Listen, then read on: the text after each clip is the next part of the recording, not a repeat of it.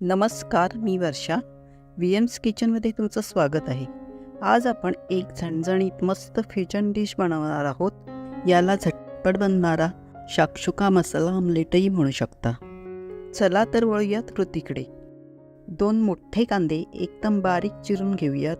तुम्ही पाहिजे तर चॉपरनेही चॉप करून घेऊ शकता. त्यानंतर 3 मध्यम आकाराचे टोमॅटोही एकदम बारीक चिरून घेऊयात. त्यानंतर अर्धा इंच आल्याचा तुकडा, 5 ते 6 लसूण पाकळ्या किसून बारीक पेस्ट करून घेऊयात आणि मग 4 हिरव्या मिरच्या अगदी बारीक चिरून घेऊयात. मला तिखट जास्त आवडतं म्हणून मी 4 हिरव्या मिरच्या घेतल्या. तुम्ही तुमच्या आवडीनुसार कमी जास्त हिरव्या मिरच्या घेऊ शकता. त्यानंतर 1 वाटी कोथिंबीर बारीक चिरून घेतली. सगळी तयारी झाल्यानंतर गॅस चालू करून एक पसरट आकाराचं भांडं किंवा पॅन घेऊन त्यात 4 चमचे तेल गरम करून घेतले. मग त्यात 1 चमचा जिरे आणि बारीक चिरलेला कांदा, आलं लसूण पेस्ट घालून मोठ्या आचेवर सर्व जिन्नस परतून घेतले.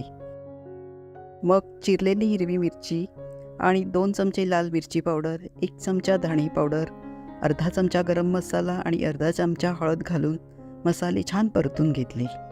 मसाले थोडे परतून झाल्यानंतर बारीक चिरलेला टोमॅटो घातला आणि कोथिंबीर घालून मग लगेचच चवीपुरेसे मीठ घालून परतून घेतले.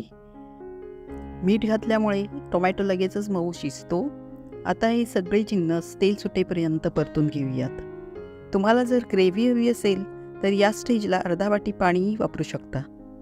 अशा प्रकारे तेल सुटल्यावर आणि गडद रंग आल्यानंतर आता मसाले बाजूला करून 3 ते 5 गोल शेपमध्ये अंड्यांसाठी जागा तयार करून घेतली आणि जिथे जागा बनवली आहे तिथे 4 अंडी फोडून घातली. आता लगेचच झाकण ठेवून 5 ते 7 मिनिटांसाठी वाफेवर शिजू दिले. झाकण ठेवल्यामुळे अंडी वाफेवर दोन्ही बाजूनी छान शिजली आणि मग झाकण काढून थोडा वेळ शिजू दिलं. जर तुम्हाला क्रिस्पी हवे असेल तर दुसऱ्या बाजूनी उलटी करून शिजवून घ्या. तुम्ही ही चपाती, भाकरी, नानसोबत नक्की ट्राय करा. खूपच अप्रतिम लागते.